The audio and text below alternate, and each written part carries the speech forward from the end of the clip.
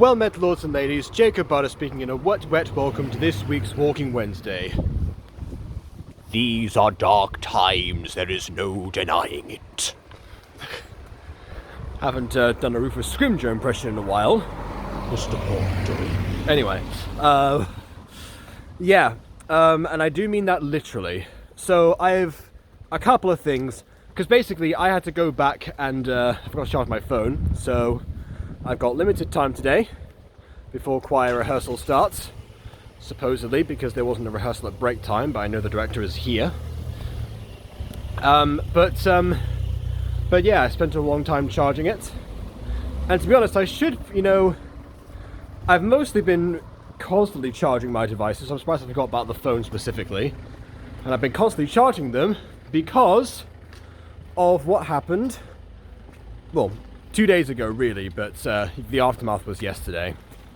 So when I say the title's probably going to be something along the lines of, a dark time in Spanish history, or, the darkest night of experience, or something along those lines. When I say that, I mean that very literally. So, in case you somehow weren't aware, and I guess you just missed my notifications about the matter, there was a major power cut for the areas of Spain, Portugal, and also parts of France. So everyone was just out of power. If you wonder why they're laughing, they're two of my students. So, oh, and there's two more. Okay, don't know why they're all coming this way. The school's not in this direction, but whatever. What was I saying? Yeah, so power cut. Yeah, it just kind of happened randomly. We're in the middle of a class. The board just kind of shut down. Fortunately, we already explained the activity that we're doing, so just basically a case of, like having them, continue to work and not be like, oh no, the power went out. Oh wait, no, it was during their exam. And they said, oh no, we can't finish the exam we're doing because we can't see. It's like, the sun is out, get over it. And they did. So, it all seemed like it was, I thought it was just local to the school at one point. So, once the day was over and I went back home, I then naturally wondered why it seemed like the lift was frozen, and it was yeah. So that didn't work. Okay, sure. I then went, I climbed up the stairs, and then, as it turns out, what was I saying? Yeah, so it turns out halfway up, the door was slightly ajar, and the lift was there with no lights on. Which, can I just say, thank goodness that whoever was in the lift at the time, that the doors opened before anything disastrous, like they actually got trapped inside. Because I was thinking about that the next time I used the lift when the power came back. And I was thinking like, wow, what if it comes out again? Because yeah, we're not really sure at this point. I mean, essentially, they said that the reason behind it was this, a rare atmospheric event. Of course, people suspected a cyber attack, and I can understand why they would do so, but there was, to my knowledge, no evidence found that was the case. Which means it was either a very good cyber attack, or they happened to coincide with the weather. But, to draw your own conclusions from that. So yeah, but by the point that I was, back home, I thought, okay, this maybe is, local to the town. Maybe the town's entire energy supply has been cut out. So I used my mobile data because the internet's down as well. Thus I did not stream that day. And I contacted the WhatsApp group chat for the English department. And, we all talk about what's going on. It seems like they are also undergoing the same thing. And bear in mind, what happens with like small towns like this is that people, will come from all over the place. So both the students and teachers are from different parts. Like some of them are from here, but a lot of them, commute. to go to school. So with that in mind, yeah, they were all in different towns reporting the same things, and then one person sent us an extract from the local newspaper, the online version, and yeah, that's when we found out that it was all of Spain and all of Portugal and parts of France. Maybe that was a group message. Either way, it was then we realised the scope of what was going on. One of those same teachers, the one I was assigned to this week, teacher 2, he actually said when one of the students asked about it that people might study this in history at some point, considering that a power cut of this scale has not happened ever in Spain. In fact, the example that the newspaper gave at the time for like a comparison was something that happened in like Italy in 2003. That's how long ago something of this scale actually even happened, and it caused like the entire grid to fail. So basically, there were all of their employees were working a destajo, which means they get which means they work. Well, I guess that means overtime, but also based on like merit. So essentially, if you do more work, you get more pay rather than an hourly rate, basically. So they were doing that, and yeah, that's that was something. And it took 14 hours, basically, for things to come back on. At least that's what they said. I'm not sure if it felt like 14 hours because I wasn't able to do much, so because I was already tired, because that's my normal MO of the day. I took my intermittent, regular Spanish nap, and then after that was when I messaged the group, and then essentially I was not able to do much else for the night. So then, I tried to get to sleep at, normal human hours for once, as I wasn't streaming. Probably the first time that there's been a stream night, or supposed stream night, and I've got to bed before midnight in a long time. It didn't last, because you can imagine, when somebody is used to going to sleep at a particular time, regardless of what that time is, it's going to offset your rhythm if you suddenly disturb that, even if it is a healthier option.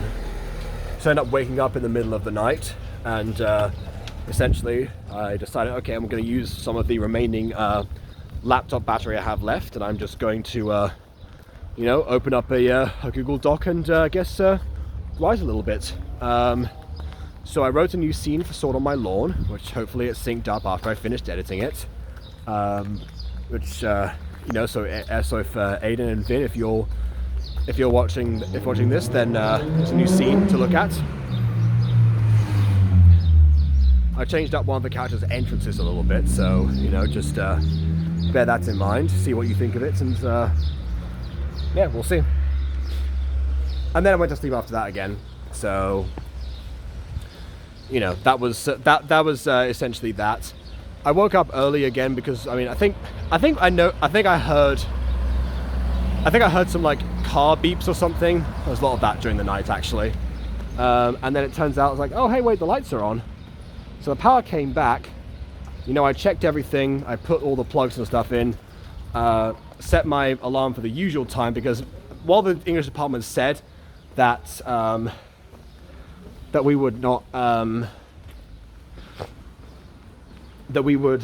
not have class on the next day, which was true, I still wasn't sure. Okay, well, now the power's back, are they going to say that hi, more students, are they going to say that the classes are back on? So I set my alarm for the usual time. I checked in with the group chat. They still said no, there's no class. So I was like, cool. And I went back to sleep again. So again, that was that was a lot of there was a lot of that going on. Honestly, for like the next even when I actually woke up for the day as well.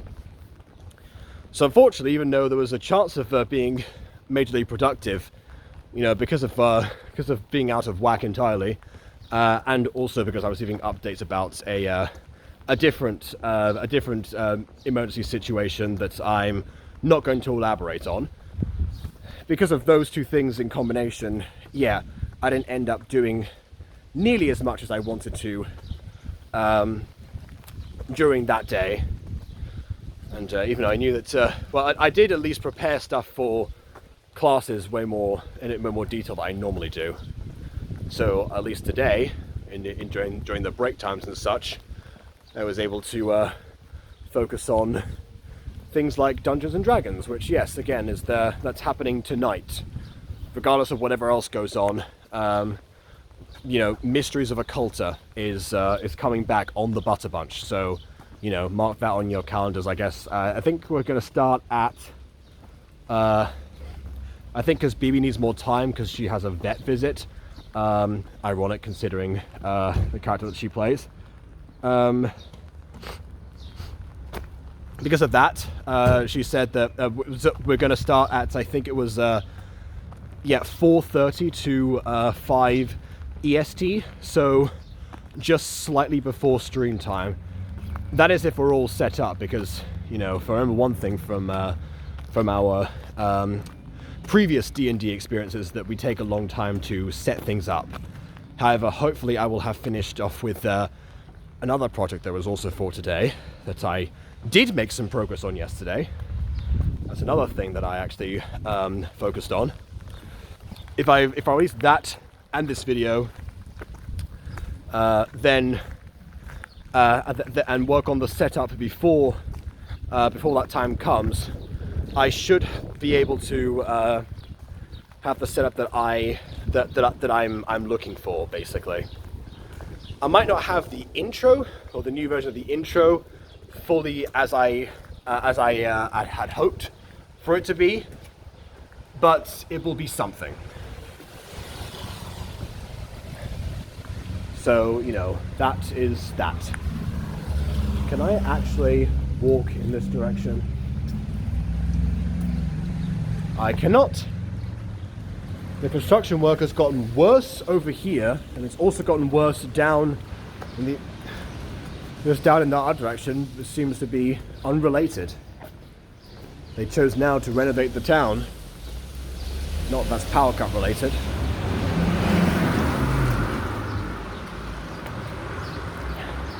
So yeah, I think that's all of the updates out of the way. I know that some people were concerned, and naturally I was not able to, keep updating, notifications for everyone, because I was trying to conserve everything.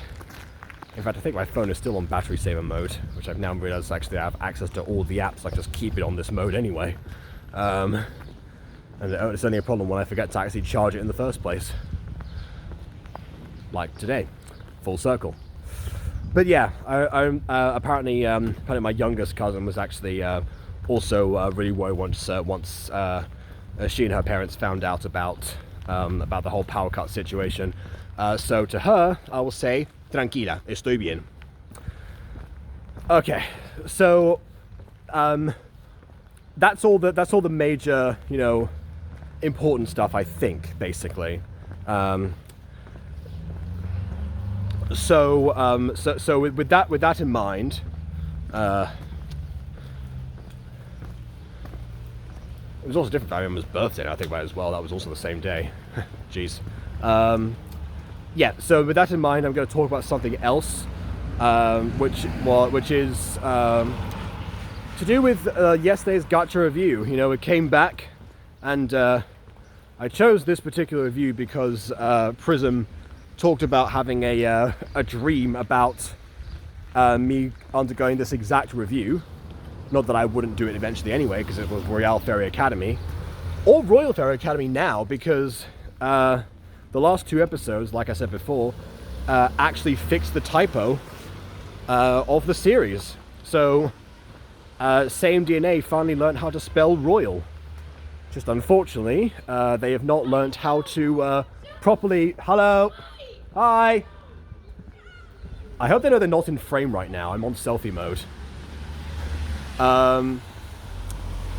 What was I saying? Oh yeah, unfortunately, she's not learned how to write a coherent narrative yet, or a cohesive one. So, unfortunate. And in fact, it's very unfortunate because Prism referred to this episode as the bad episode. And for those who have seen our other reviews of Royal Fairy Academy, that's saying a lot. And to some extent, I can definitely see why, because actually, I did point out there was one thing that I really, really enjoyed about the episode, which is kind of a bias of mine, because I know that for like several confessions that I have, had of, my romantic feelings towards, X person or whatever, some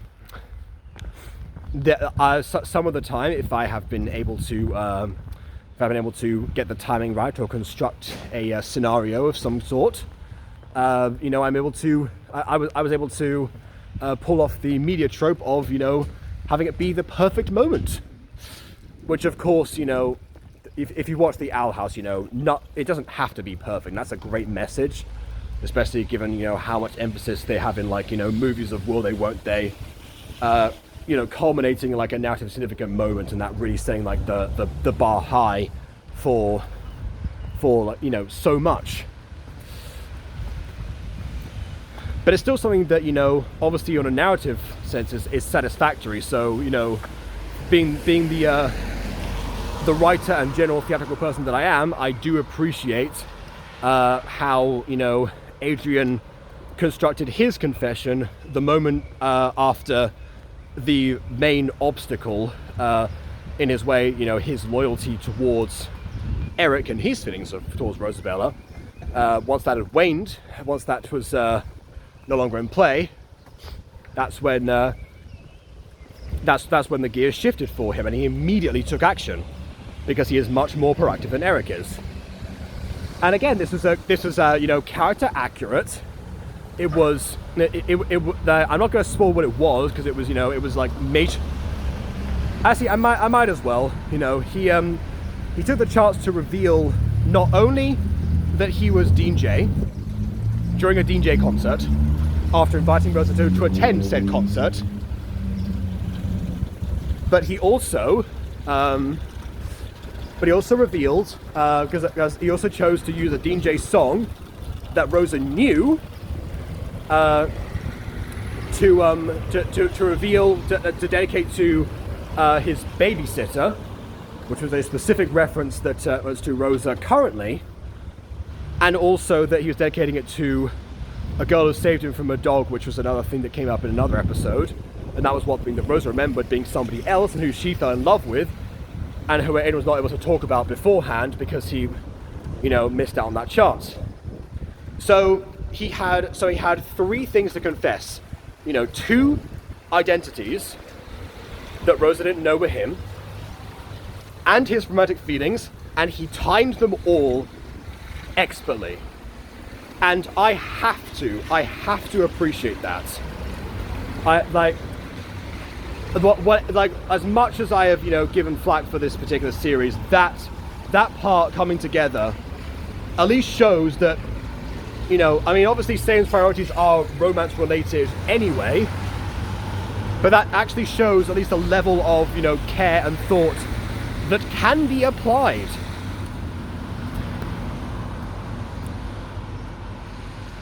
Unfortunately, given that everything else that happened in the episode and the, huge plot twist that Rosa, the symbol of, the common folk rising up to exceed the expectations given to them by the royalty, and showing that a normal person can make it far, I guess we're being in the right place in the right time, kind of, but also based on, who she was and not what she was. Nope, it's about what she was now, because turns out, spoiler alert here, she was the secret daughter of King Adrian, making her actually the princess of the Top Kingdom. Her mother was indeed a commoner, But that's, didn't matter, and that's also what gave her, her amazing magical powers on top of it. She truly is the magical hybrid princess fairy.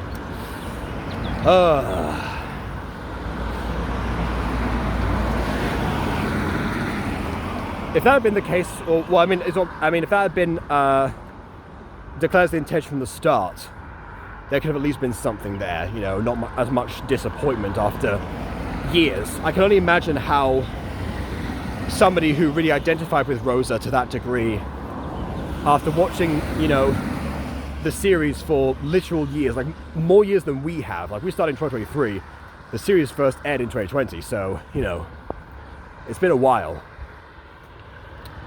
Like, getting to this point, I can't imagine how disappointing that must have felt for them.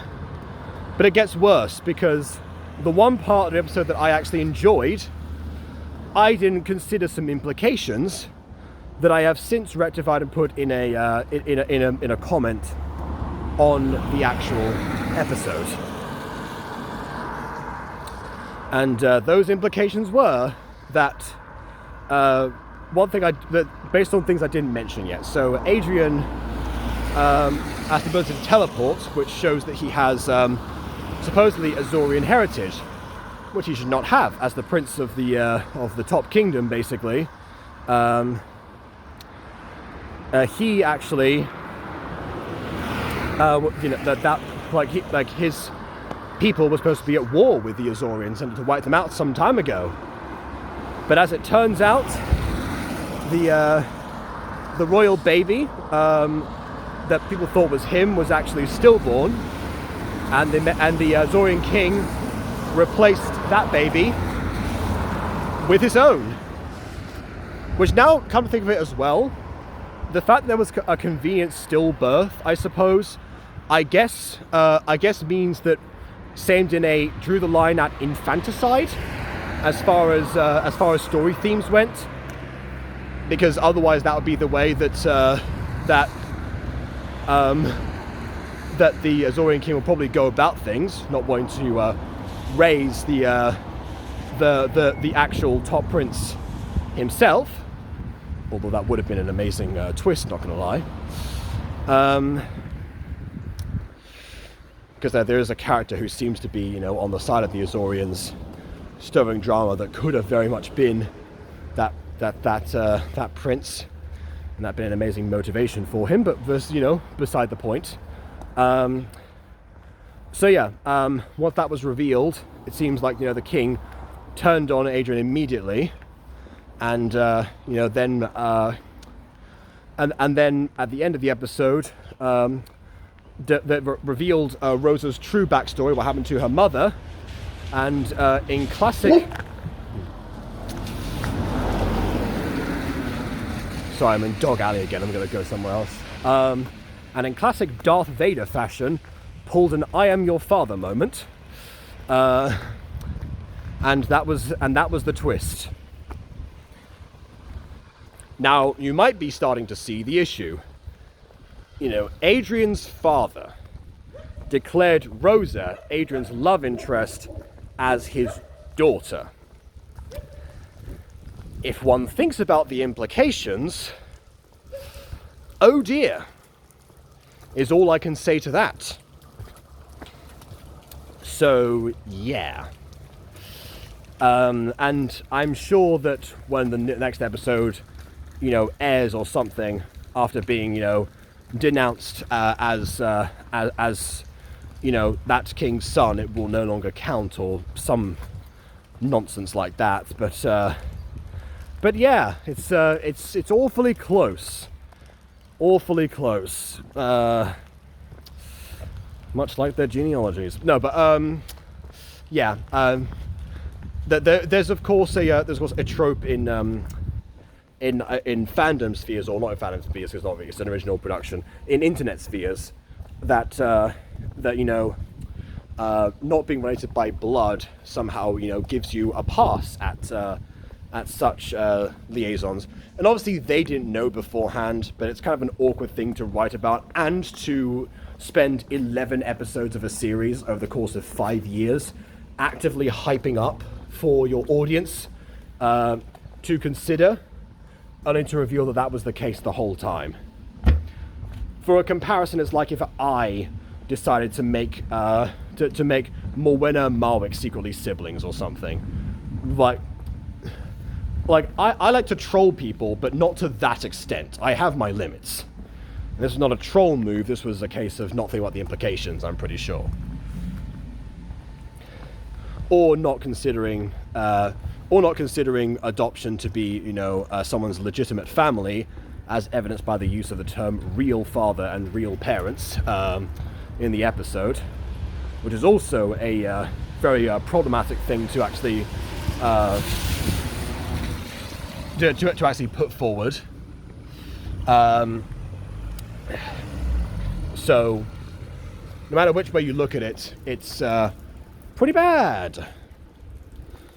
So, yeah, it seems like on further reflection, the one part of the episode that I actually liked was in fact also ruined by the outcome. Like, yeah, we had like an interruption after the moment where they actually kissed. Again, another thing that aged like milk. Like, it aged like milk in my fridge after a 14-hour power cut, so let's put it that way. So,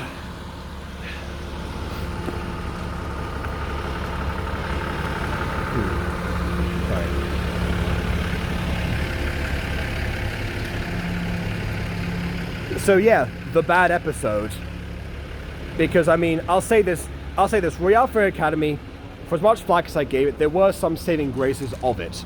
There was Rosa's, humble beginnings, and her, actually, I mean, even her displays of power, which I kind of also criticized back in the day, that kind of seemed to come a bit too naturally to her, not knowing what the future would impart.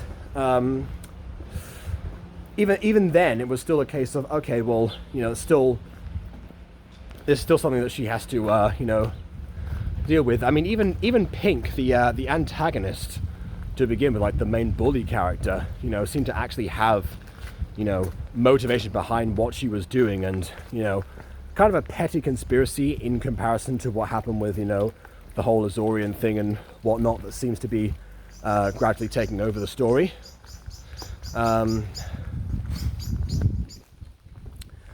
But yeah, even in the last couple of episodes, she has actually, seemed much more. I mean, she's a fairy, but still, she's more human. If if that expression, obviously makes sense.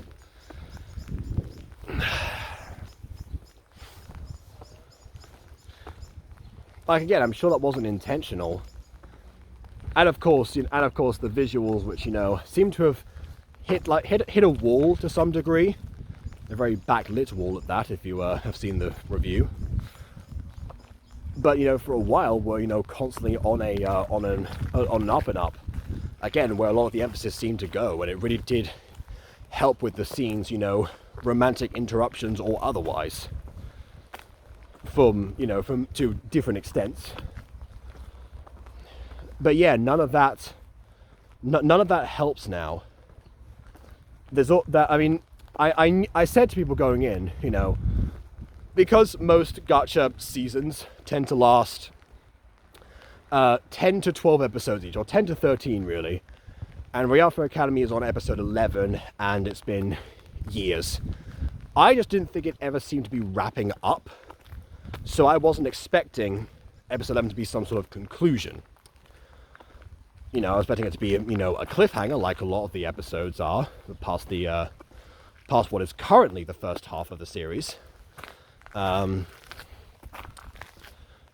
yeah, no, it's definitely not a conclusion, but it's also, it also didn't give me much hope in terms of, waiting for it. Because again, there was always something that could pick itself up, but now, unless they suddenly, decide to backtrack and, the king suddenly realizes that, oh, wait, actually, no, it was, it was a figure of speech or something. You'll not see my daughter or yada, yada, yada. No, I don't think so. I didn't even mention the whole lie revealed idea before Adrian actually, escaped of his own accord. It wasn't even taken away by the guards in the end. You know, there's lie reveal, communication kills, commoner is secret princess, all the blandest, laziest tropes mashed into one, ruining an already pretty terrible series when you look at it from a story point of view, and just, you know, like destroying the last ounce of hope behind it. Love to see how Same manages to claw out this one. Maybe that's at least, you know, how to proceed with the next episode whenever it comes out. Morbid curiosity. That's what you want, isn't it? But there you go. Speaking of what you want, please leave a like or dislike because your opinion matters. And I've done so already. And on that note, until next time, farewell, but not lights out.